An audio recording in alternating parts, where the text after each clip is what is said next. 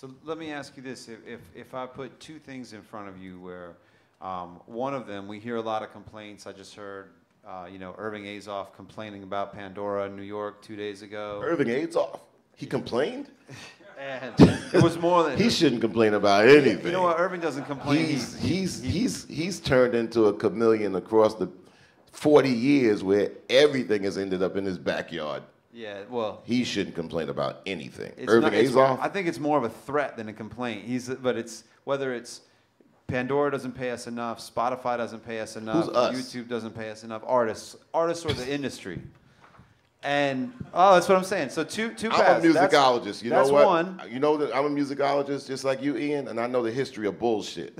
The other is, and this is what I'm asking you, is if this is what you're saying, is those are all ways that people are going to find out and listen to, and then you as an artist need to make something from that. And I guess then my question is, what is that? What is it that you are, if someone is listening to you on Spotify and you're making a couple of fractions of a cent there, what do you do with that attention? How do you turn that fan or that fan connection into something that's valuable for you? One of the most blasphemous things that ever happened in this country was the consolidation of radio stations. And radio stations, you could say what you want to say about all these digital options, and I love them too, but nothing tops the free air. And a transistor radio in 1955 could pick up free air. Like battery, boom, you got the station. To get on Spotify, Pandora, you got to be online. And although they want to Wi-Fi the whole map, which will do something to the atmosphere and the birds and the bees like they're doing now, that could be a problem. But nothing tops the free air.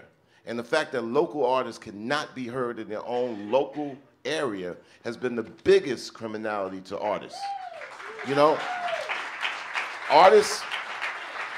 Artists from let's just talk about the Valley, Camarillo, Ventura, Oxnard, Santa Barbara.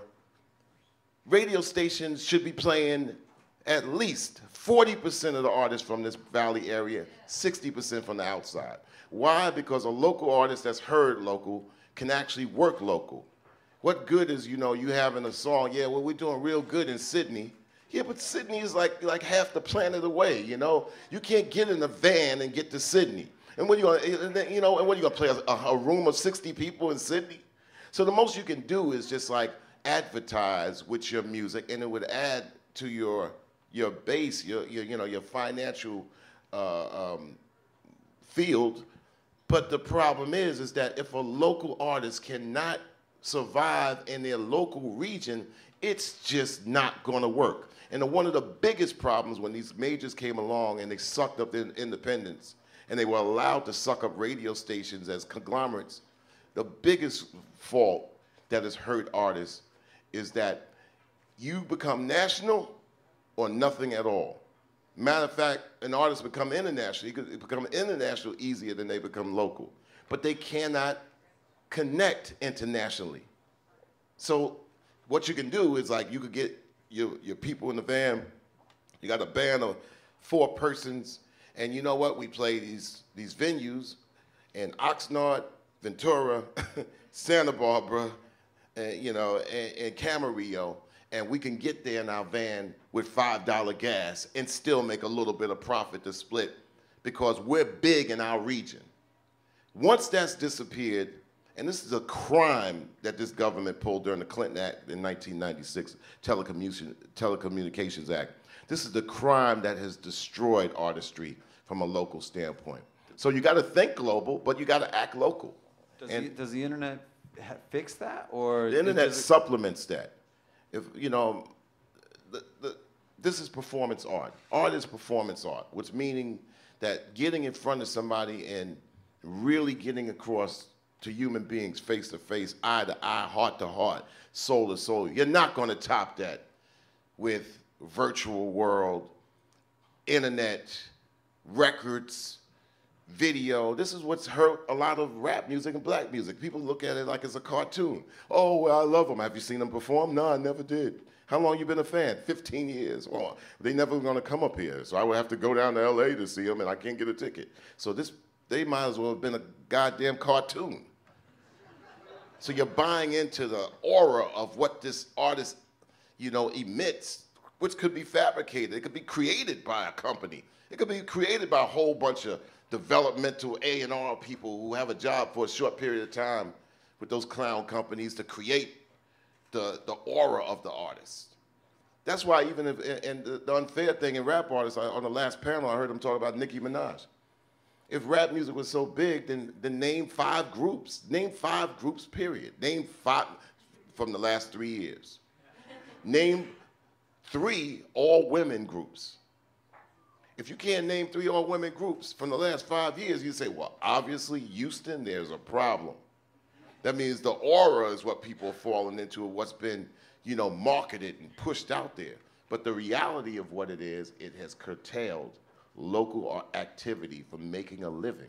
And you know what? Local living could be like, we got an album out. It's a physical album in the stores, and also it's online. We was able to sell 400 copies of it, period, meaning X amount. That's your business model. Don't go out and get a Lamborghini. That's your business model. Grow from there. And then your radius of your word and your performance will continue to do this, because you'll be able to enjoy yourself in areas that you can reach and get to. It won't be like, okay, we got to do a gig in Seattle. Well, how much is we going to get in Seattle? Well, they're going to pay us like $1,000. How much does it cost to get to Seattle for the 4 of us? Can't do it. This is common sense, which has left not only this industry, but it's left this land and it's left bigger parts of this world. So you got to be able to make this sense common when it comes down to you creating your craft. I have a motto, Ian. You have to figure out what you're doing and what you do and where you're at, all right? What you know is what you save, and what you save is what you make. That's your business model. Case in point, if you don't know how to go about turning this thing into, I want to have my own record company. If you don't know, then A, you're going to have to find somebody that does. And if you find somebody that does, A, you either got to pay them, B, you got no money, partner up with them. And partner up with them as, well, they know how to do something I can't do, and I'm doing something that they can't do. And don't just try to be like, well, I do this, so if they want to actually teach me this, I'm only paying them this. Oh, okay, then that's paying them. That's not partnering up with them. Usually, it's the third choice. I'll bring them along as an intern and sucker them, and I'll make the money.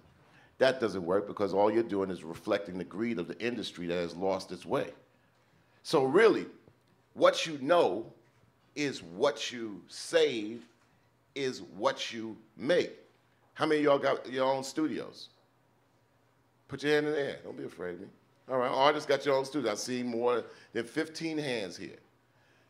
Music paradigm, 20 years ago, you signed to a record label. Record label gives you a purchase order to go in the studio to record your music. Gives you a purchase order. Charges it on the percentage that you happen to make. It ain't really your choice. It might be your choice, might not be the choice. But you had to go into a studio because they had to give the approval, because they were the ones paying for it, and there wasn't enough equipment out there that gave you a sound that ranked with those big monster studios of the past. Yeah, there were. The stat I've heard is there were about 700 studios in the U.S. in the pre-digital era. Right, 700 studios, and let me tell you, there's like 17 in this room. And there's stories of galore of the artists that use those studios that also want to do rock and roll, dude. Or yeah, rap, son. The no-shows, the amount of money spent in the major record companies of no-shows go into the multi-millions. So the amount of greed, excess, and waste during the 90s helped deep six the record companies, all right? Don't let them tell you that file sharing and digital downloads did it. No, there was excess. When I tell you that there was multi-millions of dollars spent in big studio no-shows, it will boggle your mind. So what I mean is, like, to make it real short, what you know, now you have your own studios, right? And some of you say, well, I'll do GarageBand, or I'll do, I mean, Pro Tools had a game going on for years. Like, okay, man, I got all my equipment. Oh, no, Pro Tools 6. Got to go buy that now? Until Pro Tools greed knocked them out of the game. All right? But you got your own studios now. Now, if somebody came along and said, you know what, I could be an engineer. You're like, I already know how to engineer because I know how to work this. What you know saves you from dealing with this fool, spending money that you ain't got. So what you know is what you save, and what you save is what you make. So if you spent nothing but time on what you know, and maybe $100 making your album, if your album goes on one of the digital stores and sells 20 for $9, right? Do the math. 20 times $9 is $180, give or take, you know, percentages here or whatever. You spent 100, you made 180. Are you a successful record company or are you not?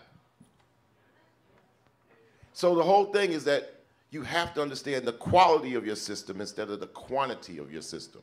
And the quantity of your system of saying, yo, we need to, you know, I need to be seen, I need to get out there, you know, we need to get put on, and nobody knows where out there is or where putting on to is what.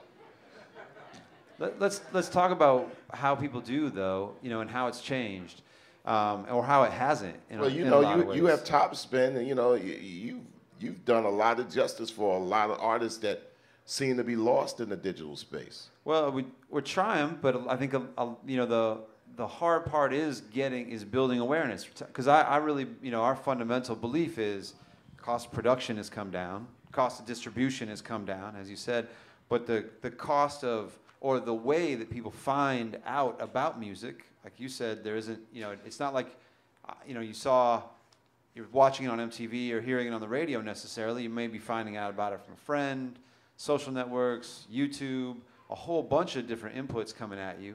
But the fact of the matter is, I found out about Odd Future the exact same way I first found out about Public Enemy, and that was Thrasher Magazine. So I think in some ways, the more things change, the more things stay the same. Odd Future is a group that comes out of a big city.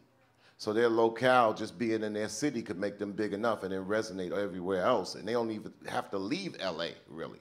The biggest problem I think artists have to face is like, my digital realm is the main thing, or is it the supplementary thing to my physical stature where I live? That's the problem, because exposing, we're just trying to figure out ways to market. You're always trying to market outside of your realm. So you're going to spend a lot of money to keep marketing outside of your realm because you can't work within your realm.